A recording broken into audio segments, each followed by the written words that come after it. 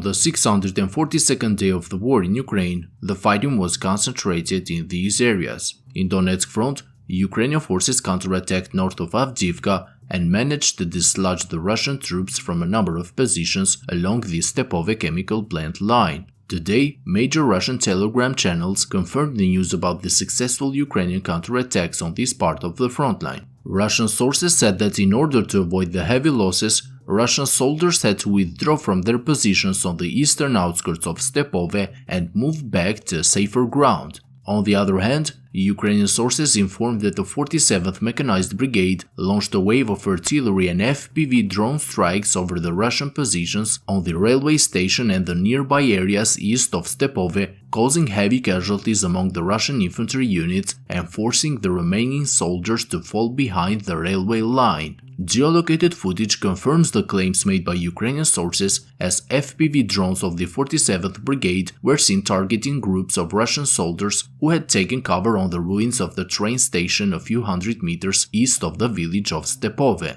At the same time, Ukrainian soldiers published videos from the recently cleared and recaptured trenches between Stepove and the chemical plant, confirming the success of the Ukrainian army in this direction. On the southern part of the front line, Russian forces continue their clearing operations near the industrial zone, and even though there is still no official news or geolocation to confirm the full capture of this strongpoint by the Russian forces, it seems that Russians expanded their area of control to the northeast of the industrial zone, as the Ukrainian source Deep State reported that the Russians took a series of trenches and defensive positions after the Ukrainian forces had previously abandoned the area. The Russian army also made new attempts to advance north of Robotyne, where small infantry units tried to take advantage of the massive graveyards of the destroyed Russian vehicles, which are scattered around the fields north of Robotyne, to take cover during their advance and reach close to the Ukrainian positions. However, Ukrainian forces spotted the Russian soldiers and hit them using FPV drones. In Zaporizhzhia front,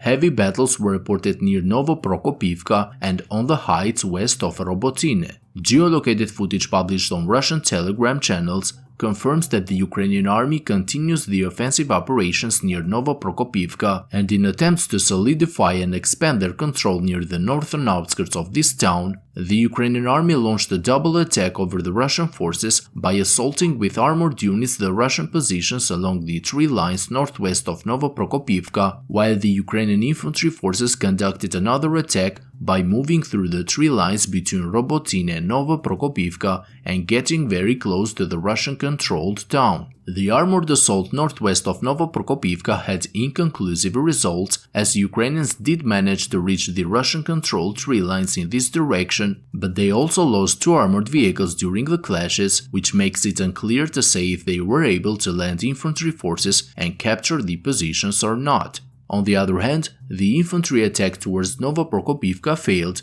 as the Ukrainian infantry units came under the Russian artillery fire and were forced to retreat. However, it is likely that Ukrainians still maintained the control over some trenches and dugout positions not far from the settlement. Recent geolocated footage published by Russian sources indicates that Ukrainians were successful west of Robotyne, where they seem to have further expanded their control over the heights between Robotyne and Kopani, forcing Russians to deploy armored units to counterattack and try to halt the Ukrainian advance in this direction. Armored units of the Russian army opened fire on Ukrainian positions along the tree lines west of Robotyne, confirming that Ukrainians were able to push over 600 meters in this direction and further increase their control over the strategic heights. In Kupyansk front, after a short pause, the Russian army resumed their offensive operations southwest of Peshotrarneve by launching a series of armored and infantry assaults towards the Ukrainian positions near the Petropavlivka-Orlyanka road. Russian forces entered the grey area north of the Ukrainian positions, where they faced resistance by the 14th Mechanized Brigade of the Ukrainian army, which precisely hit at least 3 of the Russian tanks, along with a large infantry force which was spotted moving about 3 kilometers southwest of Peshotrarneve. Apart from the destroyed tanks, the 14th Mechanized Brigade inflicted heavy fire over the Russian infantry forces, causing dozens of casualties among the Russian soldiers. Friends, if you like my daily updates, I kindly ask you to hit the like and subscribe buttons, as this will greatly help the channel to reach a wider audience. That's all for today's update. Thank you to my Patreon supporters and have a great day.